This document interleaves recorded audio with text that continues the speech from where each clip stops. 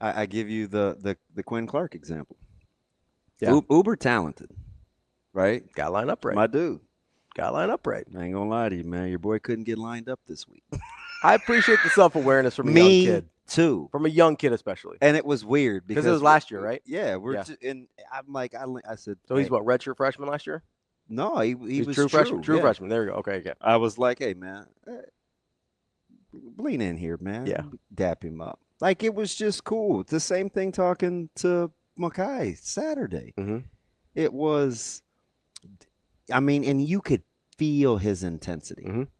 He's like, man, there were a couple games where I knew I was supposed to be playing. They told me I was playing, and just pass protection here or an assignment here in practice. Like it with, and Coach Holgorsen told you he is 100% telling you the truth. Mm-hmm. If you can't be where you're supposed to be, doesn't matter how it doesn't matter how talented you are. Yeah. And I've said this for years because we just assume like, man, coaches want to win. They play the best players. No, they don't. They play the guys they trust. Mm-hmm. Be dependable. Yeah. Be dependable. Like those are the guys that make it. Even in the league. Yeah. Talent will get you there. Being dependable keeps you there. Mm-hmm. There's zero question about it. There's a lot of high-end guys that flame out after 2-3 years, and it's not because they aren't talented enough. Mm-hmm. They just can't do the right thing every day. Yeah. Right? I mean, there's how many wide receivers are a great example, right? Because you see a lot of really talented wide receivers not make it. And then you see guys like Julian Edelman. And you're like, how did that happen? Or you see a guy like Adam Thielen go from D2. Are we not? Is Amir Abdullah not in his 11th year? With the 49ers, baby. Let's go. Yes, he is. Pretty dependable. Yeah. Nothing gaudy. Yeah. But the guy's going to work every Are there day, more talented linebackers in the league than Levante David? Oh, yeah. More talented. Yeah. Yeah. He's going to be a Hall of Famer, and he's going into year 13. Yeah. Yeah.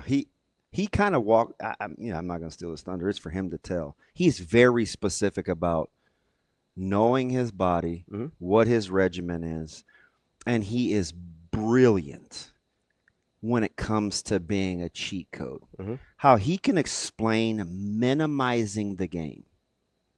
Hey, listen, they like these 3 plays. These are the 3 guys that can block me. If it's not him, it's him. Beat him to the spot. Hey, this formation, this is what they like. This is the guy that can attack me. Beat him to the spot. Like it's like cheating. Mm-hmm. Right? Because he's minimizing, he's making it into digestible. If I know I'm a wall guy in cover 2, like I want inside leverage so they can't get inside of me. If they can't get inside of me and the only place I'm vulnerable is with depth, guess what I can do if I'm not as fast? I can cheat and play depth. Mm-hmm. Like there's just, listen, if they like gap scheme and this guy can pull or this guy can pen, and I am a C gap fitter, mm-hmm. beat him to the spot. Yeah. Like, just hit your fit. It's just, he's very, very, very smart. And it's impressive just to hear. And he goes, and the cool thing I liked about LD, I'm glad you used him, because he's a guy that if you stand, I mean, we look a lot alike. And I can't do anything for 13 years. He's not imposing. Yeah. There are no huge muscles. He's not like super ripped. Yeah. We're like he doesn't look like Patrick Willis, right? Like he's no. Right. And had a long career with Patrick Willis. My man understands what he's doing. Yeah. He's still covering backs. Yeah. It's like, I don't know. This the fundamentals. Do you think there's something to, because I think about this a lot for whatever various reasons. Do you think there's something to the ability of an athlete mentally to get something down to its simplest form? Because that's what it sounds like you're talking about with Levante David, right? Because it can seem really daunting. If I'm sitting here, obviously I don't have the same football background as you do, but it happens a lot to me with basketball, right? This is how I felt with the UConn offense a couple years ago when people are like, oh, it's the most complicated thing I've ever seen. It's like, no, that's a motion offense, right? I'm like, if you think that's a set play, then yes, it's the most complicated set play you've ever seen in your life. But it's not. It's motion offense, right? And so I'm sitting here really frustrated with everyone in the media who's like, that is a and listen, they were executing it at a super high level. I will not take that away from them. But it was pretty simple in its principles. You could see it if you know what you're looking for, right? I'm like, okay, this is a pass and then cut away, and you're going through and you're replacing. Like, this is not difficult, right? We teach the same things, just could not get guys executed at that level. Yeah. And so I do wonder. I think about this a lot for guys that are able to just simplify everything around them, because it can feel daunting, right? If you're a linebacker and you're like, okay, they could run 100 different plays and they could be going to 8 different guys, or 6 different guys, and they could be doing X, Y, and Z, and they could put a guy in motion, and then what do I do? Like, if you're thinking about all of that, you're screwed. 100%. I followed up on the player that had the really nice pick in practice, right? So I asked him, I was like, hey, that's a tough look in a 2-by, right? So basically it's 2 tight ends, 2 receivers. They rolled to 3. Normally 4 verticals can really stress cover 3. Yeah. Right? Because you're in 3 deep. Because you're in 3 deep and you've got 4 guys in the gaps. And I said, hey, how'd you get there? And he said, as a hash-to-hash guy, I played the speed and worked for depth. If you can do little things like he cheated to the faster guy. Sure, yeah. I mean, that's in essence what he's saying. And very simple. And it seems like a cheat to the faster guy. But I'm pre-snap processing with motion. That's not always easy. Right. But I always ask guys, like, when you're, hey, where am I vulnerable? That, like, that's what you that's what and then you have to cover for it. Right. Like, if we're in 2-man and we're playing Bellevue West, I know a scrambling quarterback can get us. Yeah. So if he starts getting a little loose, I mean, we're either going to have to bring pressure or spy, right? Those are the 2 things where I know we're vulnerable. If we're in 2 and we have a low hole and a high hole, I know we're a little vulnerable on some skinnies with the ball coming out quick. Yeah. So, hey, got to touch those guys. Like, you got to buy some. So it's when players can start to do that. Yeah. And you talk shorthand. Hey, touch 2. It's too quick. Yeah. Ball's coming out hot. Ball's coming out hot. Hey, man, close the distance. Like, it's coming out quick. If it's 3rd and 8 and you say play sticks and you're 6 yards off the ball, don't give ground. Yeah. Like, you have to stick right there. Like, you have maybe a half step that you can take. The more you can process that kind of stuff pre-snap, knowing what you're trying to accomplish, it is a cheat code. Because even if I'm on offense. Is that what he means when he calls Javen Wright a cheat code? So I think what he means with Javen is you can keep him, you can play him on run and pass downs. Okay. So Versatile. He doesn't have to be a nickel guy. He doesn't have to be a dime guy. You don't have to take him off the field if you have a Carter Nelson type at tight end. And you don't have, he can run with Carter. And you don't have to reveal what you think the offense is going to do because he can stay in by there. personnelling it. Yeah. Okay. Yeah. That's what he allows you to do. Gotcha. Okay.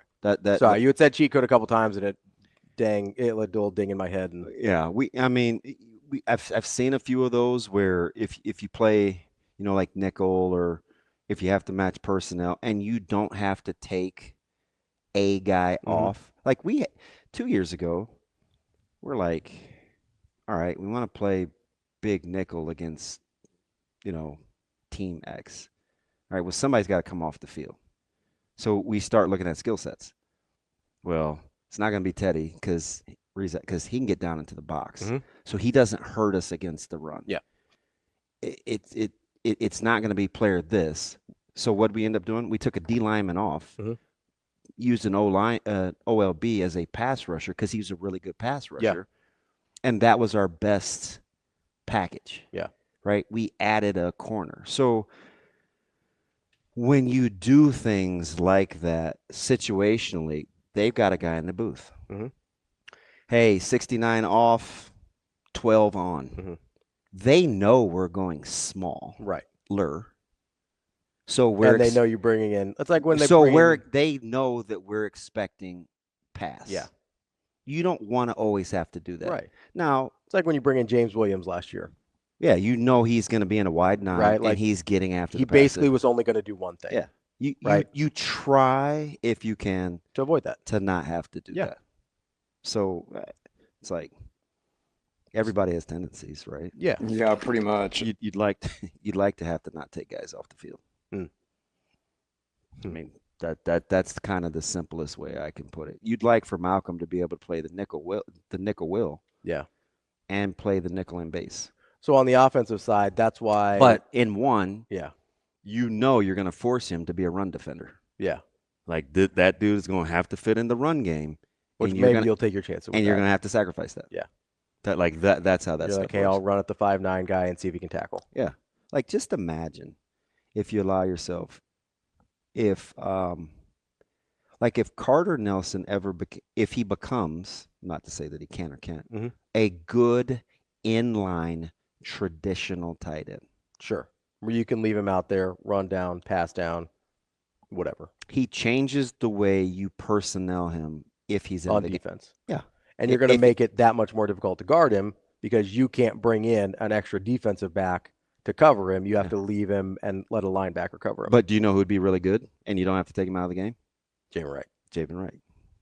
The cheat code. But there's a lot of people that don't have that linebacker. Yeah, but a lot of good teams do. Yeah. Nebraska hasn't had it in a while, because the other thing you get with Buddha is he is ridiculously smart. Like, I mean, he can see formations. He understands tendency. I mean, he's a veteran. Yeah. That's also what makes him a cheat code. Right, 3rd and 7, they get in 12 personnel with an offset back, and he's like, "Oh man, I'm thinking speed outs and push to the post." Yeah, first two things he probably thinks of. That comes with experience, so he knows. He got a pick. Was it a year ago or 2 years ago where he basically played 2 defenders? And I said to Sharpie at the time, I go, "See, that's a guy that we're not gonna appreciate that." But he took away the speed out because he flashed, but he was getting depth. The quarterback wasn't expecting him to get underneath to make that pick. Like, it was real subtle what he did. It was kind of like the Tommy. It might have been, was it Purdue? It was somebody. I can't remember, but it was beautiful. And it looks just like, to the naked eye, it just looks like. I think it was Purdue. To the naked eye, it looks like he's just playing curl. Yeah. I mean, it's kind of like, to a different extent, it's kind of like the Tommy Hill pick six against Colorado last year. I believe it was Bullock dropped to take away the slant, he took away the quickie. And Tommy Hill knew he was going to do that, so he stayed off for just a second long enough. You see 3-step drop? Yeah. And they robbed the quickie? Yeah. You know that ball's going to come out. You can jump that. Yeah, and he knew the out was going to come out, but it felt like he timed. We waited his Bullock totally made that play. Yes. Yeah. And then Tommy Hill waited just long enough to bait. Shador had to hold it. Yeah. And it's quick game. Yeah. You don't want to hold it in quick game. Nah. That's bad things That's happen. how you get the tinkle spots, right? Bad things happen. Yeah, 100%. What's the offensive equivalent of what we're talking about with being able to simplify things for, is it, obviously quarterback's the obvious one, right? Because a lot of times you're with these option routes now, like it's, hey, if I can just simplify this if he's outside, you inside, those kind of option routes? Yes. Okay. So obviously quarterback's the easiest one there, but do you get that at other positions? Like offensive line's interesting to me, right? Where you've got guys, maybe they're stunting a little bit. Maybe you're trying to identify where blitzes might be coming from, or if guys are going to drop into coverage. What's a version of that where guys can simplify things down from the offensive standpoint? Yeah, on the offensive line to kind of make their life a little bit easier. So right away, the quickest way is to identify the guy you won't have. Okay. Let your quarterback process of elimination. Let your quarterback identify the free rusher. If back's releasing, the quarterback knows that blitzer is on him. He's coming. Him, the quarterback. Yes. He knows it's not going to get blocked by any of my linemen. So I got to get it out before this guy gets here. If he makes, 29 to Mike, he knows that the back has him. The line knows that they stay big on big. Sometimes it's Sometimes pass protection is they take in first inside gap. Mm-hmm. So if everybody takes first inside gap, Then it's the outside guy. Then it's the next free defender after the count of 5. Okay. So, hey, I got him. I got anything off the edge. I'm in fan protection or whatever your terminology is. That's what Coach Rule was talking about when he said, hey, we've got these handful of protections and, these handful of pass pros for the running backs, and we're going to roll with that. We're going to try to do simple well. You don't want to be a team that has all these multiple intricate protections because that's how you get confusion. Right. Now, what's a defense try to do? Try and confuse you. Yeah, they'll use guys to mug or stand in the, you'll see 2 guys in the A gap and then they don't come, so linemen make calls. Yeah. They're like, hey, they may slide. You'll see an overload to the right, so line may slide left. They back out of it, and you bring a weak side pressure. Well, everybody's sliding left. You could get a free runner off the backside edge because everybody's stepping left. Yeah. So the defense is trying to do the same thing. Yeah. Which is why I think they want to really get good at affecting the quarterback's eyes pre-snap. You'll see a lot of movement and pressure type looks, in my opinion, and they may or may not come. Yeah.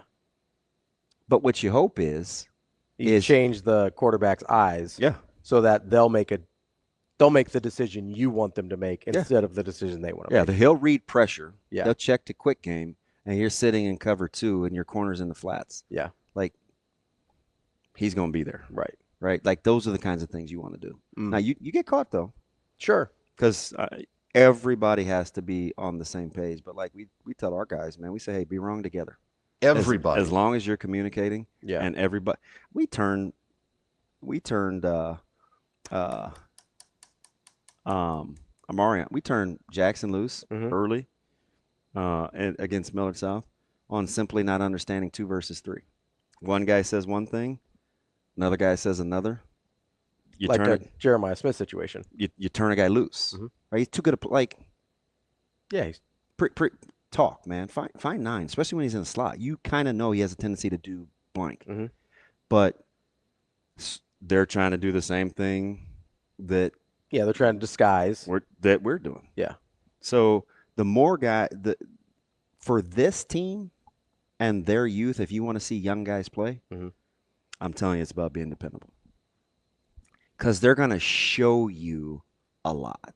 They may not do anything, but if you want to play as a young guy, be dependable. Is there do you think that Dana Holgorsen's offense is simpler in terms of guys learning how to be dependable?